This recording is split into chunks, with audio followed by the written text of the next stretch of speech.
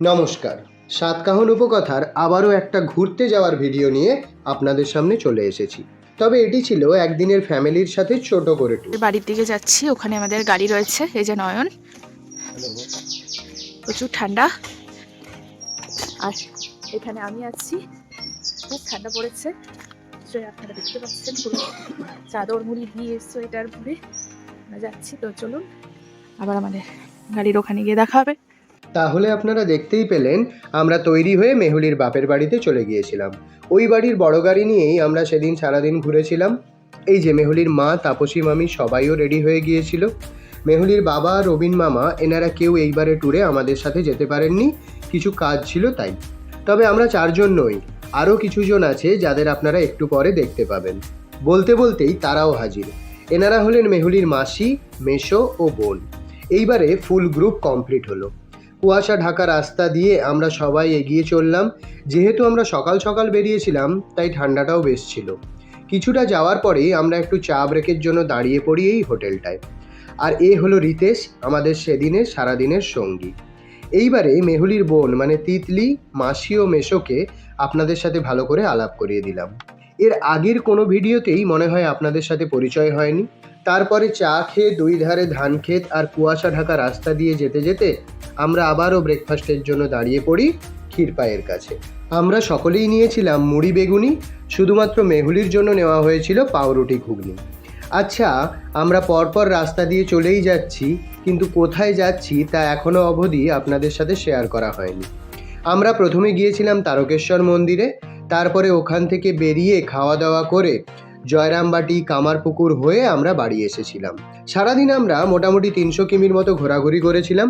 তাহলে আপনারা দেখতেই পেলেন 100 টাকা পার্কিং চার্জ দিয়ে আমরা তারকেশ্বর মন্দিরের পার্কিংয়ে চলে এসেছিলাম। এরপরে আমরা এখান থেকে মন্দিরের কাছে একজন পুরোহিতের বাড়ি রয়েছে, সেখানে একটু ফ্রেশ হয়ে তারপরে আমরা পুজো দিতে গিয়েছিলাম। আপনারাও চাইলে এমনটা করতে পারেন। অনেকগুলো করেই রুম রয়েছে, কোনো অসুবিধেই হবে না। এই হলো সেই বাড়ি, আর তার নাম এবং ফোন নম্বর স্ক্রিনে আপনারা দেখতেই পাচ্ছেন। যদি প্রয়োজন হয় তাহলে অবশ্যই যোগাযোগ করে নেবেন। আর এই বিষয়টি আপনাদের প্রয়োজনীয় মনে হলে আপনারা পরিচিতদের সাথে ভিডিওটি শেয়ার করে রাখতে পারেন। ওনার বাড়ি থেকে মন্দিরটি একদমই কাছে, ওখানে জুতো খুলে হেঁটে আসতে কোনো অসুবিধা হবে না আশা করি। এমনকি আপনাদের ব্যাগপত্র নিশ্চিন্তে রেখে দিয়ে তালা দিয়েও আপনারা আসতে পারেন।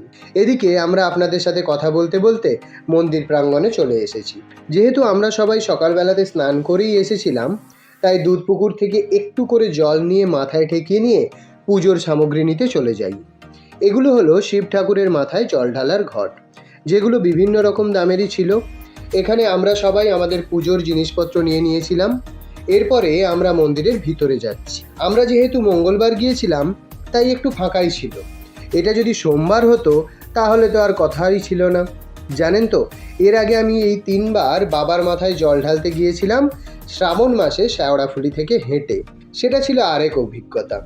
একদিন না হয় সেসব অভিজ্ঞতা আপনাদের সাথে শেয়ার করব। তো যাই হোক, আমাদের বেশ ভালোভাবেই পুজো দেওয়া হলো। তারপরে আমরা ওখান থেকে বেরিয়ে রওনা দিলাম কামারপুকুরের উদ্দেশ্যে। তবে সকলের খুব খিদে পেয়ে যাওয়ার জন্য আমরা হাই রোডের ধারে এই হাভেলি ক্যাফে অ্যান্ড রেস্টুরেন্টের দিকে গেলাম। তখন মোটামুটি 3টে সাড়ে 3টের মতন বেজে গেছে। সকলের প্রচণ্ড খিদেও পেয়ে গিয়েছিল, তাই আর বেশি কিছু না ভেবে এখানেই ঢুকে পড়লাম। রেস্টুরেন্টটিকে খুব সুন্দর করেই সাজিয়েছিলেন ওনারা, আর খাবারগুলিও খুব টেস্টিই ছিল। যেহেতু আমাদের পুজো দেওয়া কমপ্লিট হয়ে গিয়েছিল, তাই আমরা কিছুজন ননভেজ নিয়েছিলাম। তন্দুরি, পনির বাটার মশলা, হান্ডি চিকেন, চিকেন কষা, এগ তড়কা, আলু বিরিয়ানি ও জিরা রাইস দিয়ে লাঞ্চটা বেশ ভালোভাবেই হলো। খাওয়া দাওয়া শেষ করে আমরা পৌঁছে যাই কামারপুকুরে। বুঝতেই তো পারছেন শীতের বেলা, তাই তাড়াতাড়ি অন্ধকারও হয়ে যায়। আমরা কামারপুকুরে নেমেই ঝটপট একটা টোটো ঠিক করে নিই, যেটিতে করে আমরা চারপাশটা ঘুরে দেখছিলাম। কোথায় রামকৃষ্ণদেব খেলতে আসতেন, কোথায় পড়তে আসতেন, কোন পুকুর থেকে কামারপুকুরের নাম হয়েছে, রামকৃষ্ণদেবের ভিক্ষামার বাড়ি, ভবতারিণী মন্দির, দুর্গা মন্দির, বিষ্ণু মন্দির ইত্যাদি ইত্যাদি। এর আগেও আমরা জয়রামবাটি কামারপুকুর গেছিলাম বাইকে করে।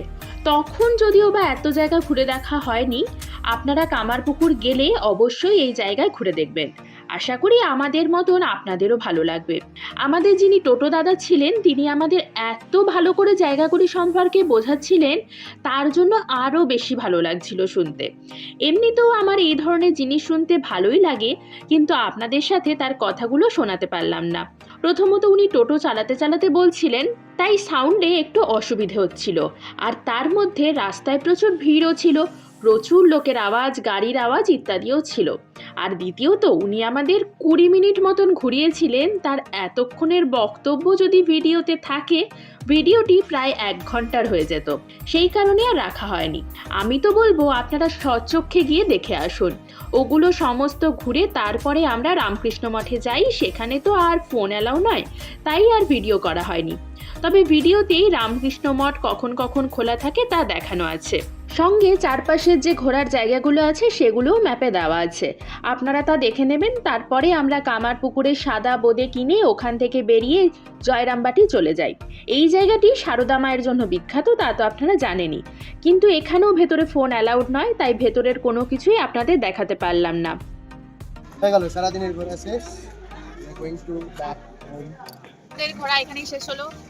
তো আমরা গাড়ির দিকে যাচ্ছি। এরপরে আমরা এখান থেকে 2 ঘন্টা মতো টাইম লাগবে, আমরা বাড়ির দিকে রওনা দেব। ভালোই কাটলো আজকে সারাদিন, সব ফ্যামিলির সাথে একটা ছোট্ট করে আউটিং হলো। তো চলুন আবার আরেকটা কোনো নতুন ভিডিওর সাথে আপনাদের দেখা হবে। একবার ওখানে গিয়ে সবার সাথে লাস্ট বারের মতো দেখা করি। আমাদের সারাদিনের সঙ্গী রিতেশ, হাই করো। ওরও একটা চ্যানেল আছে, কি জানো নামটা বলো? Mid insiders. আমরা ওখানে ছোট ছোট শর্ট ফিল্মস বন্ধু বান্ধবরা রেডি করে ছাড়ি।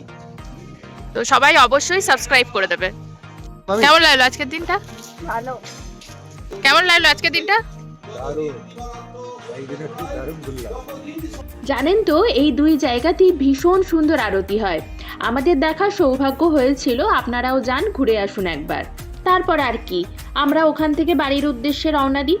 প্রচণ্ড ঠান্ডায় কাঁপতে কাঁপতে যাওয়ার সময় যে জায়গায় আমরা চা খেতে দাঁড়িয়েছিলাম সেইখানেই আবার দাঁড়াই। তারপরে সোজা বাড়ির দিকে রওনা দিই।